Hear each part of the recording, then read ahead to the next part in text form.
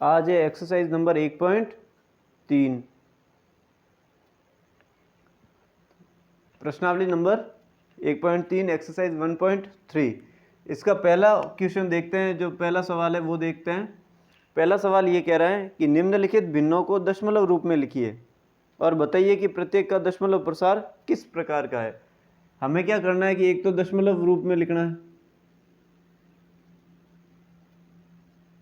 और दूसरा हमें क्या बताना है कि दशमलव प्रसार जो है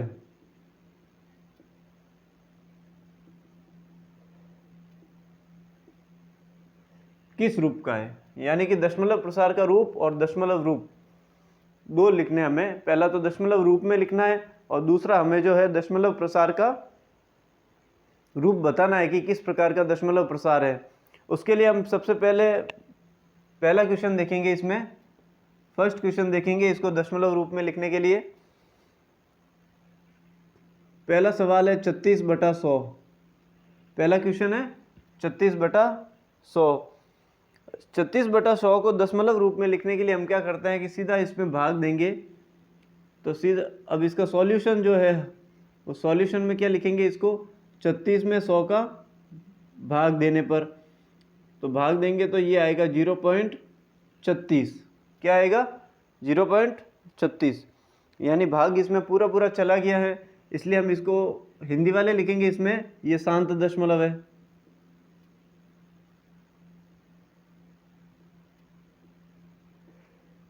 ठीक है, शांत दशमलव है।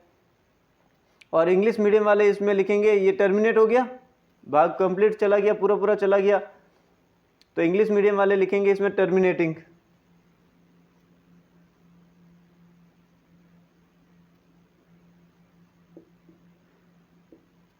ओके, यानी भाग देंगे और भाग देने पर भाग पूरा पूरा चला गया, शांत हो गया, इसलिए इसको शांत दशमलव कहते हैं। और इंग्लिश मीडियम वाले लिखेंगे इसमें टर्मिनेटिंग। इंग्लिश में ये जो सवाल था, पहला क्वेश्चन है जो ये इंग्लिश मीडियम वालों के लिए, write the following in decimal form, write the following in decimal form and say what kind of decimal expansion each has. Write the following in decimal form and say what kind of decimal expansion each has. 36/100, 0.36 terminating. Okay,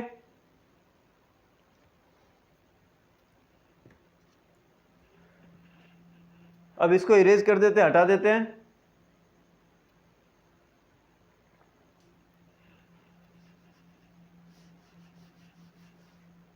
इसी पहले का ही second number question है, दूसरा question है, पहले के अंदर ही है सेकेंड नंबर क्वेश्चन, दूसरा क्वेश्चन। दूसरा सवाल ये कह रहा है कि हमें दशमलव रूप में किसको लिखना है, 1/11 को। किसको लिखना है, 1/11 को। अब इसका हल जो है इसका सॉल्यूशन क्या करेंगे, हिंदी मीडियम वाले यहां पर लिखेंगे 1 में 11 का भाग देने पर, 1 में 11 का भाग देने पर, या फिर 1 से 11 को विभाजित करने पर, 1 से 11 को विभाजित करने पर।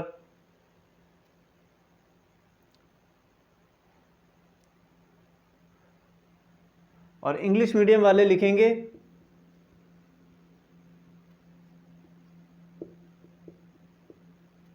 बाय लॉन्ग डिवीजन मेथड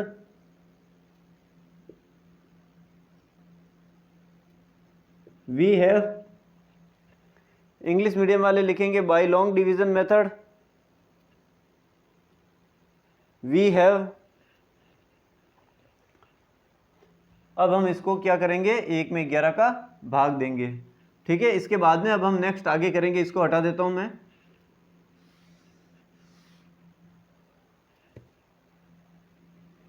एक में 11 का भाग देने पर या फिर by long division method we have.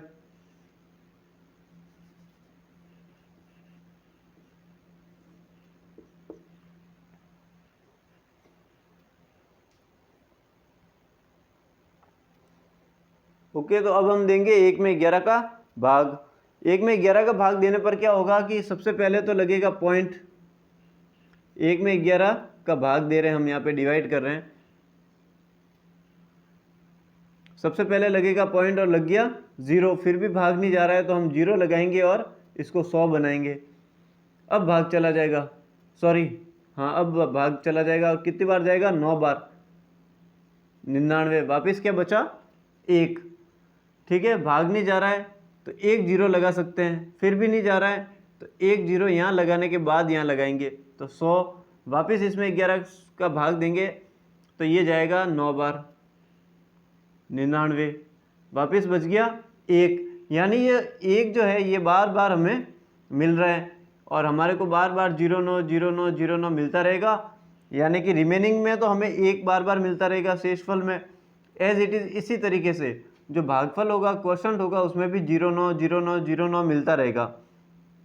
कहने का मतलब ये है कि 1 में 11 का भाग देंगे और इसका हम दशमलव रूप बनाएंगे, तो दशमलव रूप होगा 0.09 का बार।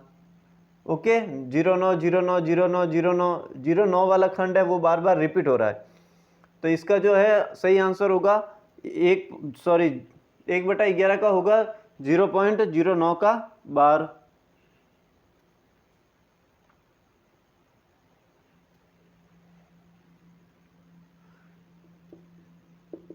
0.0909090909 डॉट डॉट डॉट डॉट, तो क्या हो गया 0.09 का बार।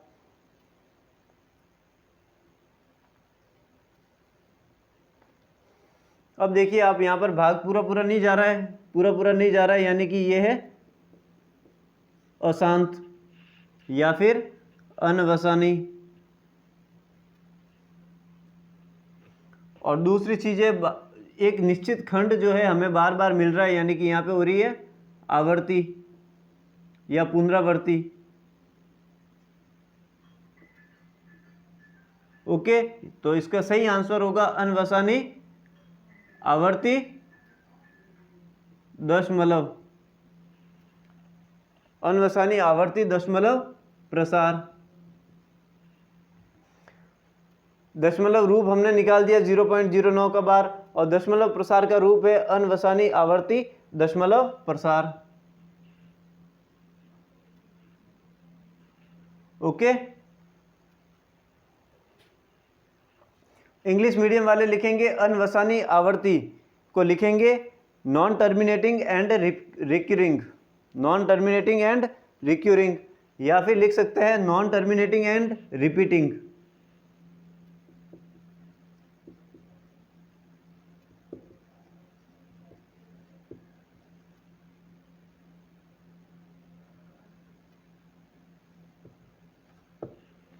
Okay, non terminating and repeating, ये इसका आंसर हो गया। अनवसान और अनवसानी पुनरावर्ती या अनवसानी आवर्ती दशमलव प्रसार है, क्योंकि ये अशांत और आवर्ती हो रही है यहाँ पर। ये हो गया इसका दूसरा, पहले क्वेश्चन का दूसरा क्वेश्चन, पहले के अंदर जो दूसरा क्वेश्चन था, दूसरा सवाल था, उसका आंसर। अब हम नेक्स्ट आगे करेंगे तीसरा, इसको हटा देते हैं।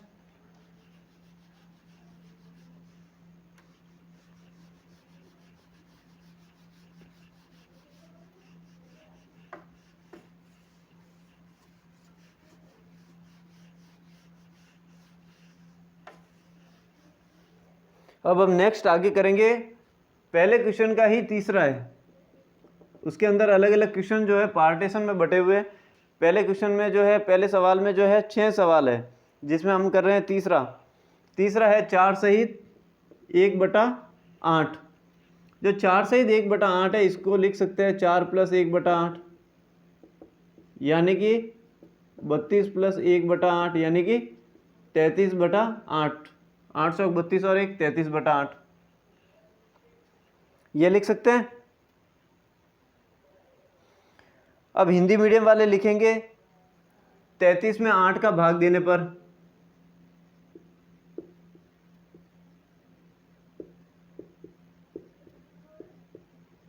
33 में 8 का भाग देने पर, या फिर 33 को 8 से विभाजित करने पर।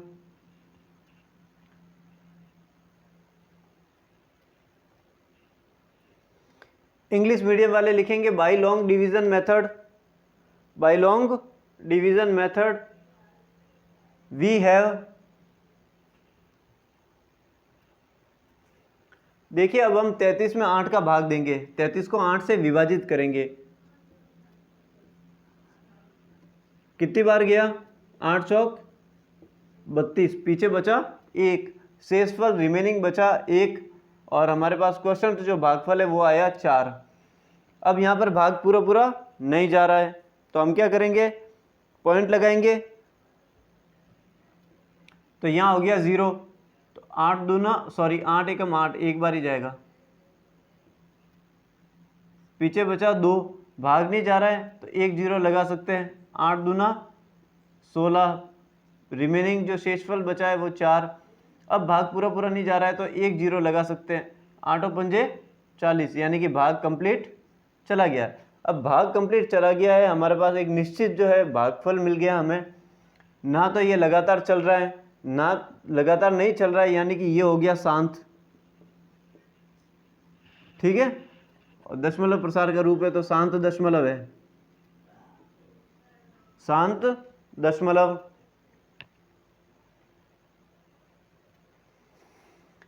ये देखिए आप 4 सही 1/8 है, इसका दशमलव रूप है 4.125। भाग पूरा पूरा चला गया, शांत हो गया, तो शांत दशमलव है। कौन सा दशमलव है? शांत दशमलव।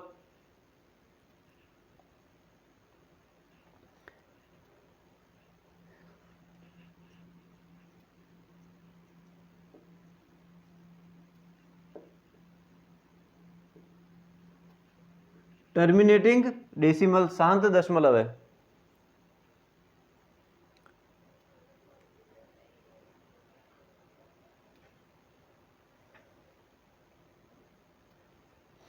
ये हो गया हमारा तीसरा क्वेश्चन, तीसरा सवाल।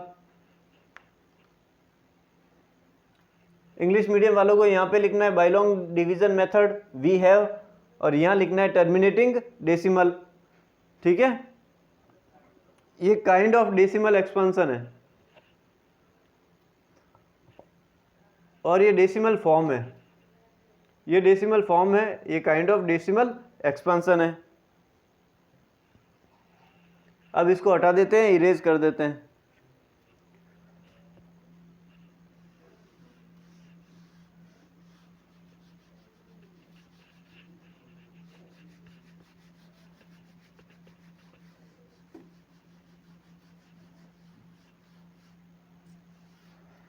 अब हम नेक्स्ट देखेंगे आगे चौथा क्वेश्चन। 3/13, 3/13, 3/13।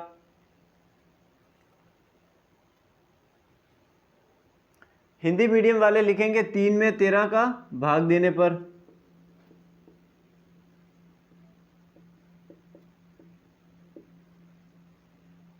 तीन में 13 का भाग देने पर, या फिर 3 में 13 से भाग देने पर, या फिर 3 को 13 से विभाजित करने पर।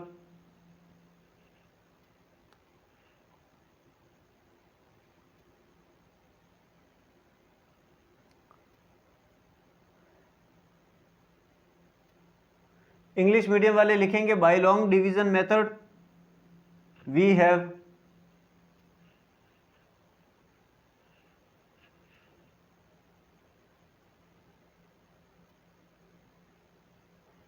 देखिए अब हम 3 में 13 का भाग देते हैं।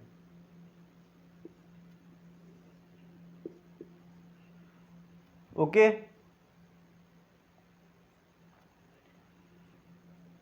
सबसे पहले तो देखेंगे यहाँ पर भाग जा नहीं रहा है तो हम लगाएंगे पॉइंट, यानी कि 0 पॉइंट। पॉइंट लग गया, ये हो गया 30। हम देखिए 3 में 13 का भाग दे रहे हैं। ठीक है, भाग नहीं जा रहा है तो हमने इसको बनाया 30। 2 बार गया 26, 4 बच गया। वापस भाग नहीं गया तो 1 0 लगा सकते हैं। 3 बार गया 39, 1 बचा। ठीक है, वापस भाग दिया, नहीं जा रहा है तो 1 0 हम लगा सकते हैं, लेकिन फिर भी नहीं जा रहा है तो 1 0 यहां लगाने के बाद यहां लगा सकते हैं। ओके,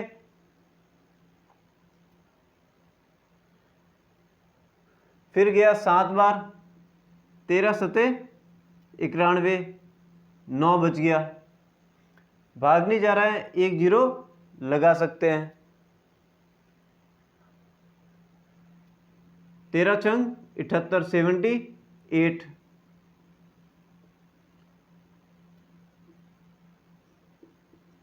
12 बच गए।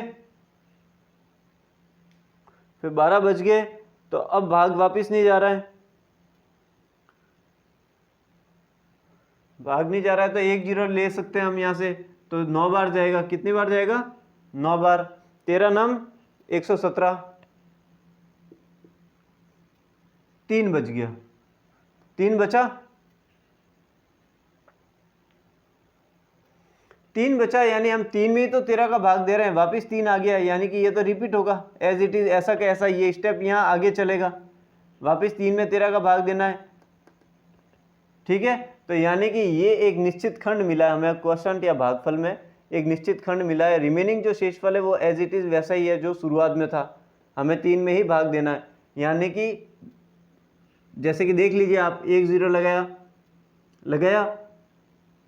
अब 13 दूना 26, 2 बार गया, 4, वापिस 0 लगाया तो 13 तिया 39, वापिस 1 बचा, यहाँ पे बचा था वैसे, यानी कि 2 3 वापस रिपीट हो रहा है। 9 के बाद में वापस ये एक खंड हमें वापस एज इट इज ऐसा ही मिलेगा, यानी कि जो 3/13 है उसका भाग कंटिन्यू चल रहा है। 230.230.230769 इसका बार ये हमें मिला, यानी ये एक निश्चित खंड प्रॉपर वॉल जो है हमें बार बार रिपीट हो रहा है। तो देखिए आप, ये सबसे पहले तो दशमलव शांत हो रहा है या अशांत है, तो ये है अशांत यानी नॉन टर्मिनेटिंग। फिर यहाँ पे बार बार आवर्ती हो रही है, आवर्ती या फिर पुनरावर्ती हो रही है, रिपीटेशन हो रहा है। ठीक है, तो ये हमारा जो दशमलव प्रसार का रूप है, टाइप ऑफ डेसिमल एक्सपांशन जो है वो मिलेगा हमें अनवसानी आवर्ती, non terminating and repeating, non terminating recurring, non terminating and repeating decimal. Hindi medium वाले लिखेंगे अनवसानी आवर्ती या अनवसानी पुनरावर्ती या अशांत आवर्ती या अशांत पुनरावर्ती।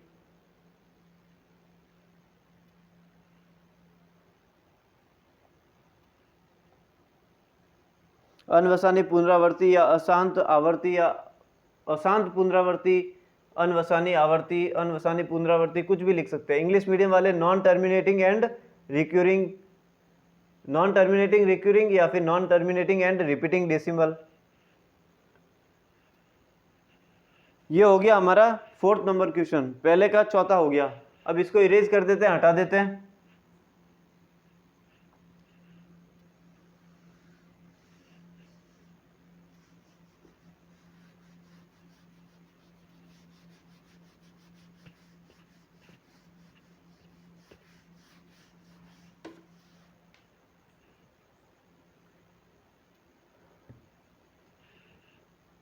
अब है 5वां 5th नंबर क्वेश्चन। 5वां है 2 में 11 का भाग देना है, 2/11, इसका दशमलव रूप लिखना है और दशमलव प्रसार का रूप लिखना है, डेसिमल फॉर्म और टाइप ऑफ डेसिमल एक्सपांशन ये हमें लिखना है।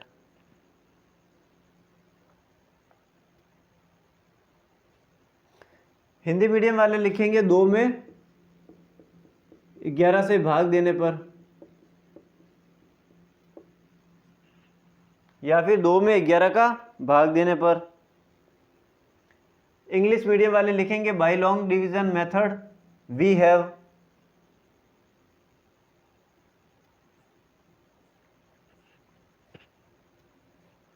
अब देखिए आप 2 में 11 का भाग दे रहे हैं, डिवाइड कर रहे हैं, 2 को 11 से, तो यहाँ पे सबसे पहले भाग जाएगा नहीं तो पॉइंट लग गया। एक चीज़ है, हमने एक एग्जाम्पल किया था 1/11 किया था, सॉरी इसी में ही पहला क्वेश्चन है उसका दूसरा क्वेश्चन था, सेकेंड नंबर क्वेश्चन किया था हमने 1/11 1/11, उसका आंसर आया था 0.090909 डॉट डॉट डॉट, यही तो आया था।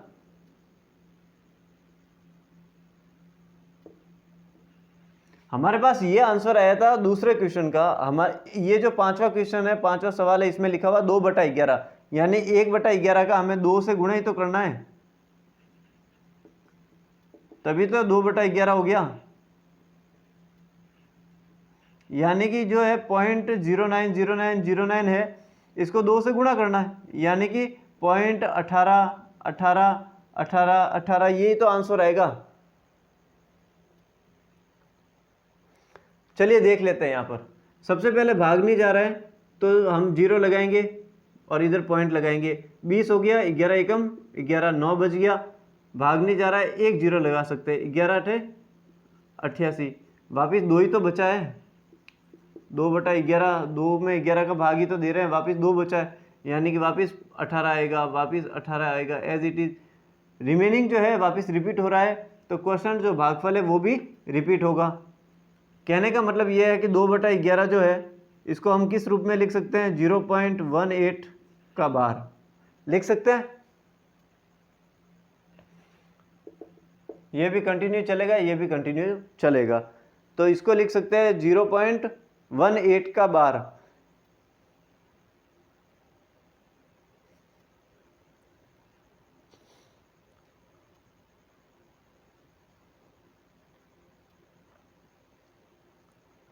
अब देखिए, आप भाग पूरा पूरा नहीं जा रहा है, कंटिन्यू चल रहा है, यानी कि ये अशांत है और ये पुनरावृत्ति भी हो रही है। यहाँ पर जो है पुनरावृत्ति भी हो रही है। कहने का मतलब ये है कि ये है अनवसानी आवर्ती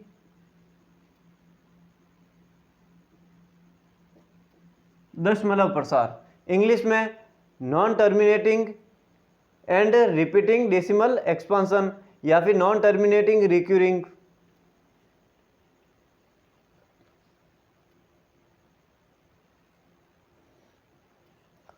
non terminating and repeating decimal.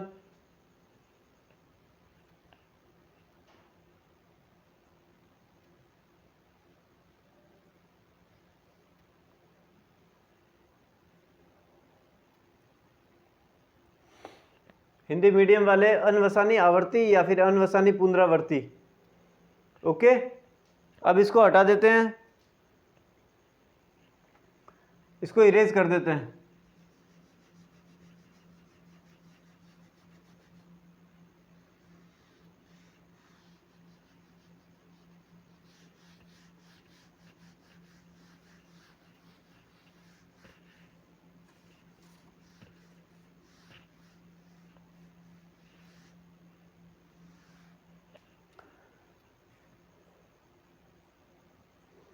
अब इसका पहला जो क्वेश्चन है, पहला सवाल है, उसका अंतिम है, लास्ट है, जो हमारे पास 6 नंबर क्वेश्चन है, छठा क्वेश्चन है, जो पहले का लास्ट है, वो है 329/400।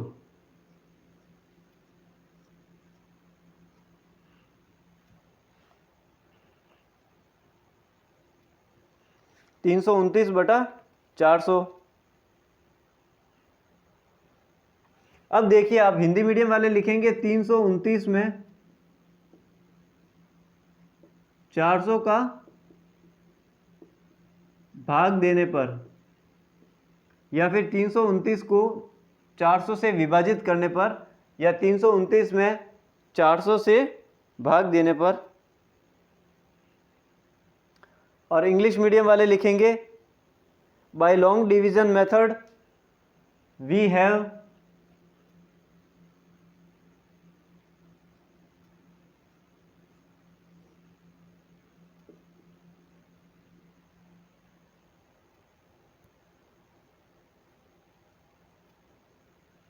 चलिए भाग देते हैं, भाग पूरा पूरा नहीं जा रहा है इसलिए पॉइंट लगाएंगे और लगा देंगे यहाँ पे 0। कितनी बार गया? 8 बार। रिमेनिंग जो शेषफल बचा वो 90 बचा, 90। ठीक है, वापस भाग नहीं जा रहा है तो हम क्या करेंगे, एक 0 और लगा सकते हैं। कितनी बार गया?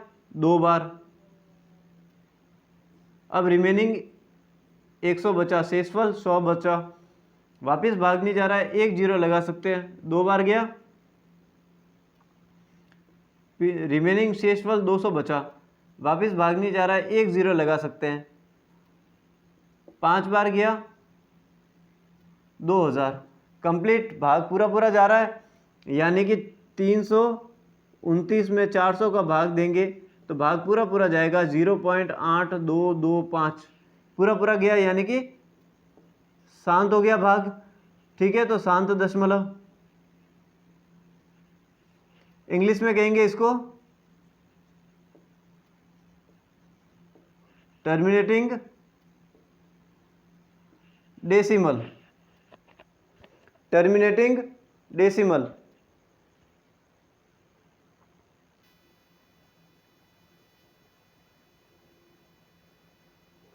क्या कहेंगे? Terminating decimal.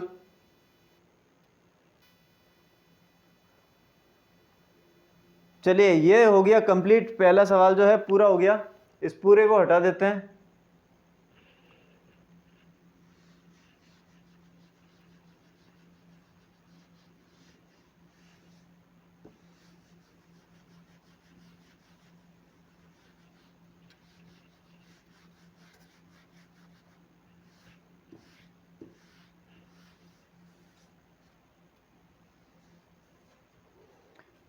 अब लिखते हैं सवाल नंबर 2, क्वेश्चन नंबर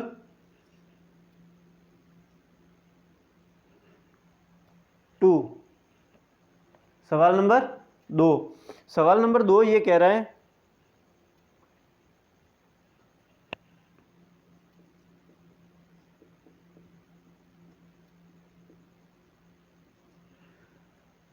कि आप जानते हैं कि 1/7 बराबर 0.142857 है। 142857 है। वास्तव में लंबा भाग दिए बिना क्या आप ये बता सकते हैं कि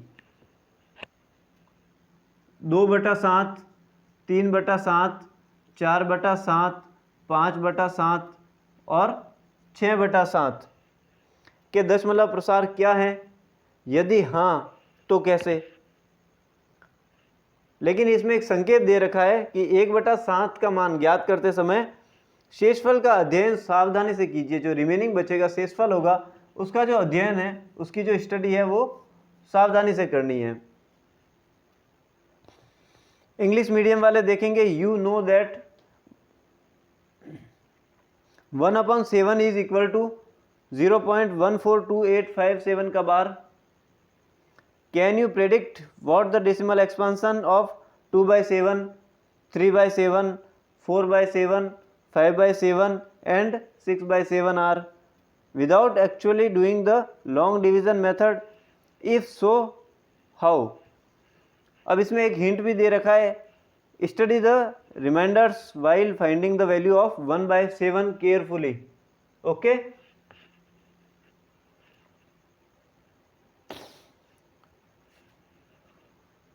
अब देखिए आप इसको पहले हिंदी मीडियम वाले इसका उत्तर लिखेंगे हाँ। प्रश्नों में दी गई सभी संख्याओं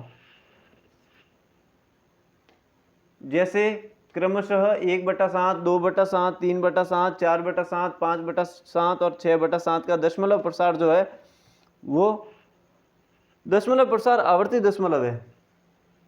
ठीक है, आवर्ती हो रही है, रिपीटिंग हो रही है, तो ये जो दशमलव प्रसार है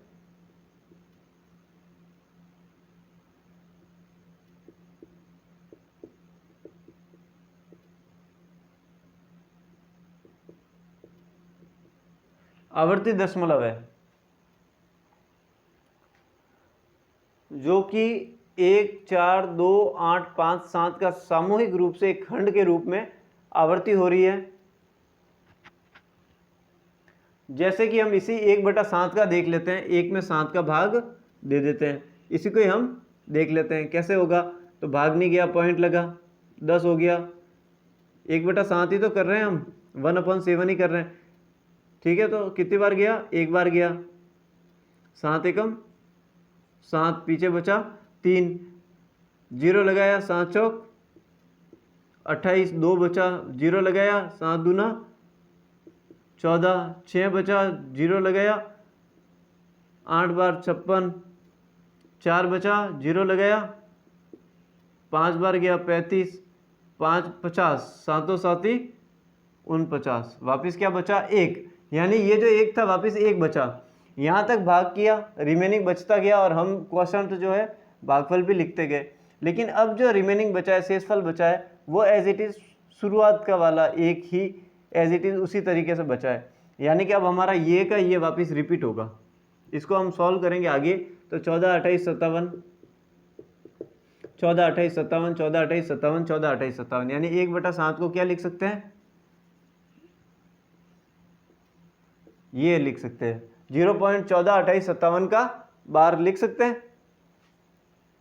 ये नोट कर दीजिए आप एक बार।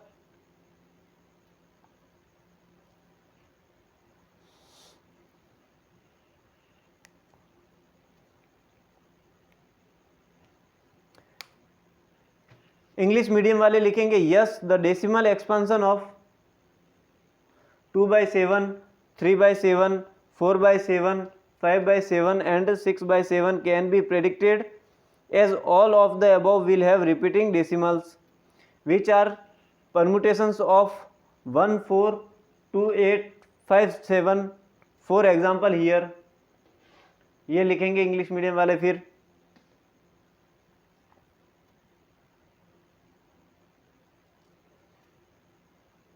ओके, अब इसको हटा देंगे, इसको इरेज कर देंगे, इसको साफ कर देंगे, क्योंकि हमारे पास भाग देने पर ये मान आ गया है, तो हम इसी को ही हटाएंगे।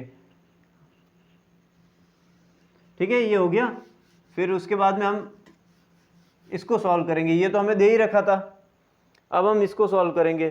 तो हिंदी मीडियम वाले लिखेंगे 2/7 का मान ज्ञात करने के लिए यह जानना आवश्यक होगा कि शेषफल 2 कब आता है। जिस तरीके से इसमें 1 कब आता था ये जानना ज़रूरी था, इसमें भी ये जानना जरूरी होगा 2 कब आता है, इसमें 3 कब आता है, इसमें 4 कब आता है, 5 कब आता है, 6 कब आता है।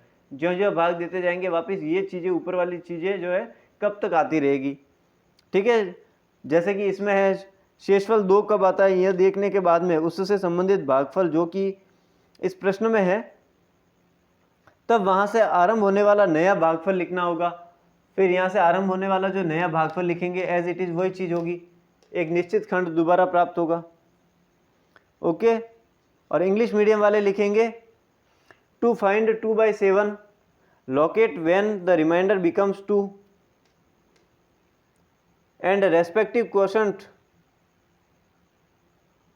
like that, here it is 2, then write the new quotient beginning from there. The arrows drawn in the above division using the repeating digit like that 1, 4, 2, 8, 5, 7. चलिए अब इनका आगे करते हैं। 0.285714 का बार। ओके, इसका डबल ही होगा, इसका 3 गुना होगा, इसका 4 गुना होगा, इसका 5 गुना होगा और इसका 6 गुना होगा। यानी इसको 2 से गुणा करेंगे तो ये आएगा, 3 से गुणा करेंगे तो ये आएगा, 4 से, ये 5 से और 6 से, इस तरीके से आएगा। और जब हम भाग देंगे तो 2 कब आ रहा है शेषफल में, वहाँ तक देखने के बाद उसका बार लगा देंगे। इसमें 3 कब आ रहा है, इसमें 4 कब आ रहा है, इस तरीके से हम बार लगा देंगे। यानी जब से रिपीट हो जाएगा भागफल या फिर शेषफल, यानी कि दोनों रिपीट हो जाएंगे, तब हम इसके ऊपर बार लगा देंगे एज इट इज़। वैसे ही 3/7 का क्या होगा,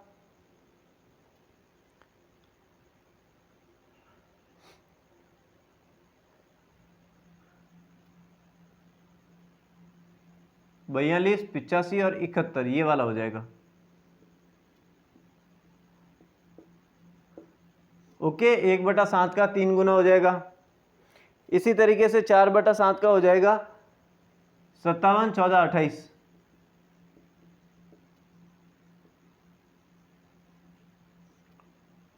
ओके, इसी तरीके से 5/7 का हो जाएगा 71, 42, 85।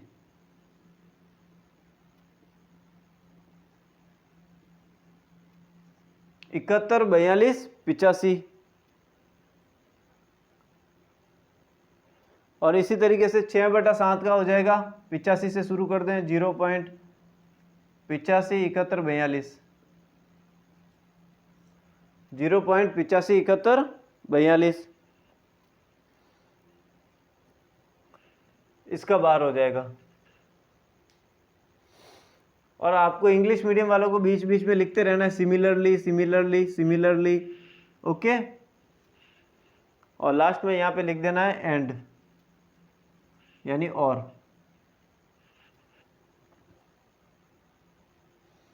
हो गया। अब इसको इरेज करते हैं। दूसरा सवाल जो है कंप्लीट हो गया है, उसको इरेज करते हैं, इसको हटा देते हैं।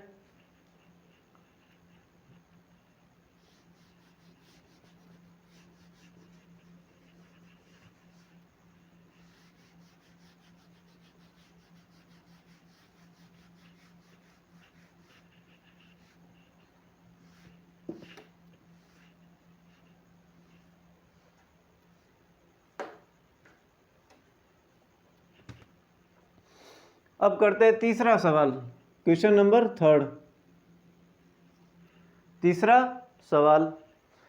सवाल ये कह रहा है कि निम्नलिखित को P/Q के रूप में व्यक्त कीजिए, यानी कि हमें P/Q के रूप में लिखना है। इसके साथ ही क्या लिखा हुआ है कि ये जो P और Q है वो उसमें पूर्णांक होने जरूरी है, और Q is not equal to 0, यानी नीचे वाली संख्या जो है 0 के बराबर नहीं होनी चाहिए। कहने का मतलब ये है कि निम्नलिखित को जो नए अभी क्वेश्चन आएंगे उन सवालों में हमें उनको P/Q के रूप में लिखना है। Q is not equal to 0 भी होना चाहिए, नीचे वाली संख्या 0 नहीं होनी चाहिए, और P और Q पूर्णांक है। कहने का अर्थ ये है कि हमें जो अब आने वाले जो क्वेश्चन होंगे, तीसरे क्वेश्चन में जितने भी, उनको हमें परिमेय संख्या के रूप में लिखना है। परिमेय संख्या यानी हमें बटा में लिखना है, भिन्न में लिखना है, ओके। तो अब हम देखते हैं तीसरे क्वेश्चन के अंदर ही है, पहला क्वेश्चन है तीसरे का फर्स्ट। 0.6 का बार, 0.6 का बार। हिंदी मीडियम वाले लिखेंगे चूंकि हम नहीं जानते हैं,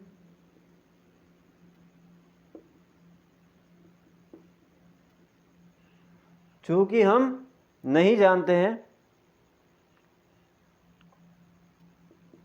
कि 0.6 का बार क्या है, ये तो हम नहीं जानते हैं, ठीक है। ये हम सॉल्यूशन कर रहे हैं, हल कर रहे हैं, हल, ठीक है। ये निशान है चूंकि का, चूंकि हम नहीं जानते हैं कि 0.6 का बार क्या है। अतः, या फिर आप लिख सकते हैं इसलिए माना 0.6 का बार जो है वो x के बराबर है। हम मान रहे हैं कि ये x के बराबर है।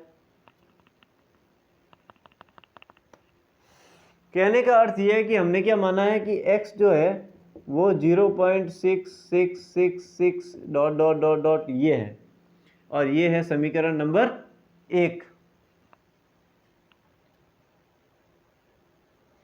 अब देखिए आप, एक संख्या ऐसी है, सिंगल डिजिट ऐसा है जिसका बार बार रिपीटेशन हो रहा है, पुनरावृत्ति हो रही है, तो ऐसी संख्या से गुणा करेंगे जिसके पीछे एक 0 है, यानी कि 10 से गुणा करेंगे। तो समीकरण 1 को 10 से गुणा करने पर ये तो हो गया 10x, और 10 से यहाँ पर गुणा करेंगे तो एक संख्या के बाद पॉइंट लग जाएगा, यानी कि समीकरण 1 के दोनों पक्षों में 10 से गुणा करने पर ये तो हो गया 10x, और ये हो गया 6.66666 ... ये हो गया समीकरण नंबर 2। अब देखिए आप इसको दो तरीकों से सॉल्व कर सकते हैं, एक ये तरीका और एक ये तरीका। पहले तरीके में क्या करते हैं कि जो समीकरण 2 है इसको पहले वाली फॉर्म में रखना है, क्योंकि हमें समीकरण 1 की तरह बनाना है। तो वो हम कैसे लिखेंगे देखिए आप 10x तो ये हो गया, और इसको लिख देंगे 6 plus 0.6666 dot dot dot dot dot. Okay, यानी 6 में जोड़ दिया 0.6666 तो बन गया 6.666। अब ये बन गया है, लेकिन हमने इसको इस रूप में इसलिए लिखा है क्योंकि समीकरण 1 में जो 0.66 है ना, 0.666 ये वाला मान x के बराबर है, इसलिए हमने इसको 1 के रूप में बनाया। तो ये किसके बराबर है? x के बराबर, यानी समीकरण 1 से मान रखने पर x हो गया, और ये 6 का 6 और ये हो गया 10x। अब यहाँ पर लिखेंगे पक्षांतरण करने पर, x का पक्षांतरण करने पर, यानी x इधर जाएगा तो माइनस का x हो जाएगा, तो 10x माइनस x बराबर 6, ये हो गया 9x बराबर 6। तो x का मान आया